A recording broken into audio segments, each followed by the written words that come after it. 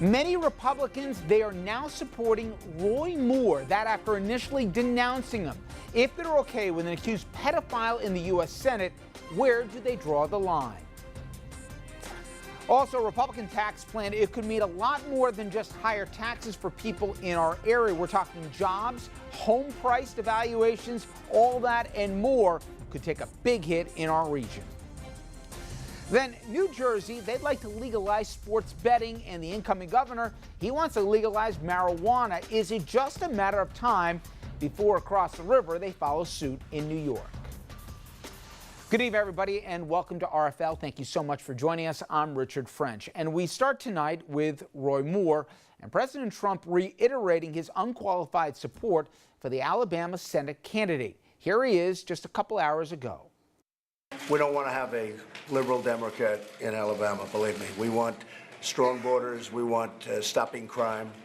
We want to have the things that we represent, and we certainly don't want to have a liberal Democrat that's controlled by Nancy Pelosi and controlled by Chuck Schumer. We don't want to have that for Alabama. Shortly after that, White House Press Secretary Sarah Sanders Huckabee, she was pressed several times about why he's supporting Moore, and here is one of her responses. We've said that the allegations are concerning, and if true, he should step aside, but we don't have a way to validate that, and that's something for the people of Alabama to decide, which we've also said, and we maintain that, and ultimately it will come down to the people of Alabama to make that decision. At last count, at least 8 women have accused Moore of sexual assault or abuse, and the youngest says she was 14 when it happened, Moore 32.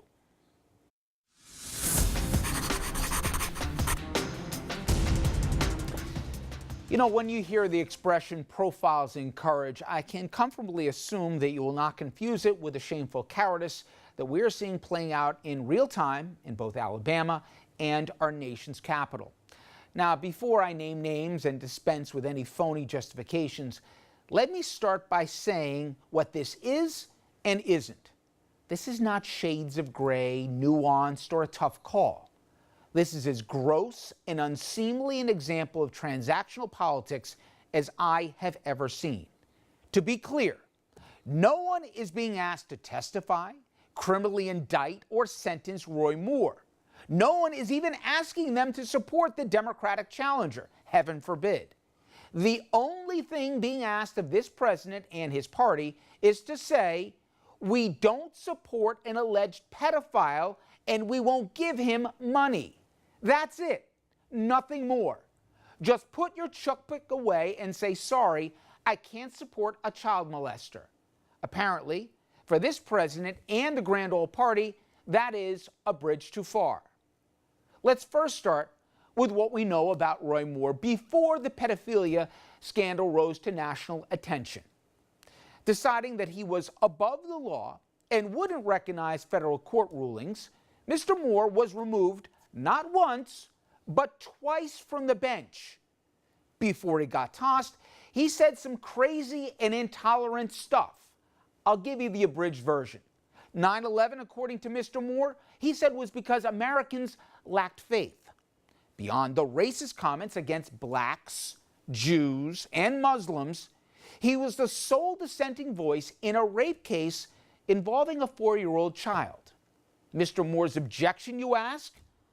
He questioned how we could have known if the pre-kindergarten girl hadn't consented to the sexual assault. I can't make that up. So there's that. Then we get his record when it comes to young girls. This is Lee Korfman, a then 14-year-old girl in Gadsden, Alabama, describing what Roy Moore did to her. He removed my clothing. He left the room and came back in wearing his white underwear. And he touched me over my clothing, what was left of it. And he tried to get me to touch him as well. And at that point, I pulled back and said that I was not comfortable, and I got dressed, and he took me home. But I was a 14-year-old child trying to play in an adult's world, and he was 32 years old. She was not alone. In addition to the felony crimes he allegedly committed against her, another woman alleged that he sexually assaulted her when she was 16. In all, 8 women have come forward with strikingly similar stories of being groomed and worse by a man old enough to have been their father. In fact, we learned that Roy Moore's predilection for young girls was common knowledge in the district attorney's office where he worked at the time.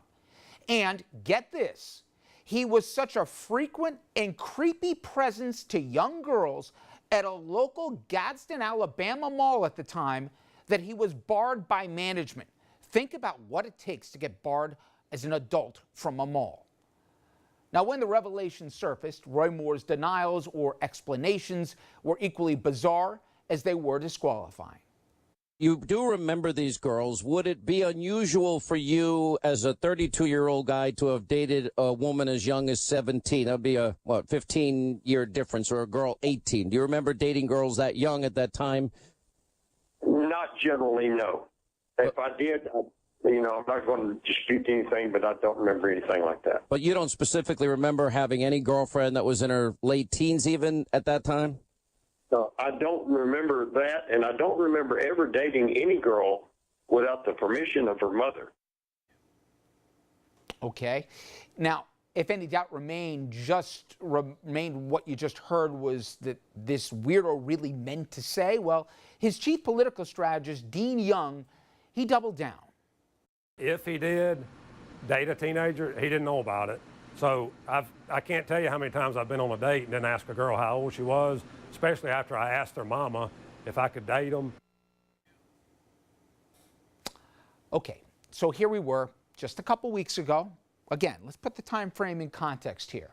We had outrage on every airwave, we had condemnation from every corner of Capitol Hill, and silence seemingly only from who else but the president. But while the man who introduced to the American lexicon about grabbing unsuspecting women by the word I can't say on TV, the 2 women he seems to hold in highest regard when it comes to politics made their opinions very clear. This first one, from his daughter, Ivanka. There's a special place in hell for people who prey on children.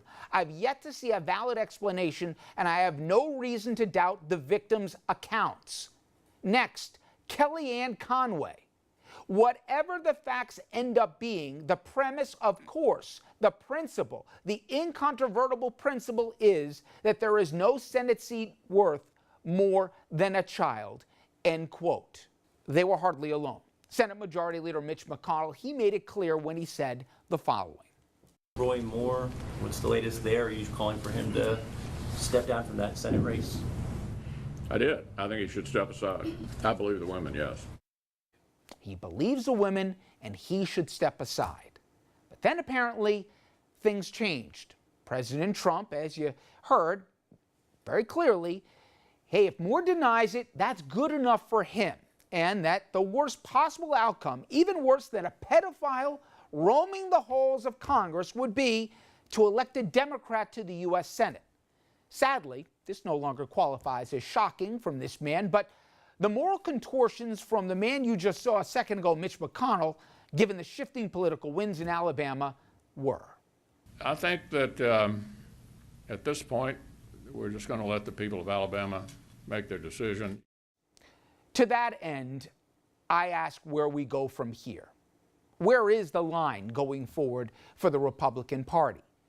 The Republican National Committee, by the way, they've opened up the financial spigots and they're pouring money into Alabama for one Roy Moore. Now, they made a Faustian bargain with this president. After a primary, which they never saw happen, come the general election, they decided to collectively hold their nose. Even after the Access Hollywood, they decided, you know what, we might get something out of this. Well, that Faustian bargain struck. They now have seen what we've seen in the last year. I believe, for whatever it's worth, no matter what happens in a week, this Pyrrhic victory, even if they win the seat, will cost them come next November in the midterms. But more importantly than that, what they've lost, moral high ground, the party of family values and all the rest, that's gone. But what we've lost as a country, what new normals have been accepted here, and the idea that Capitol Hill is for any more an idea where we can hold up, that's long gone. And I'm going to ask them to look in the mirror next Tuesday and say, was it really worth it? Coming up next, more and more Republicans and the National Party itself, they're coming around to support Roy Moore. Is there anything that the GOP cannot stomach, and where is the line in the sand? Our panel will join us next to debate.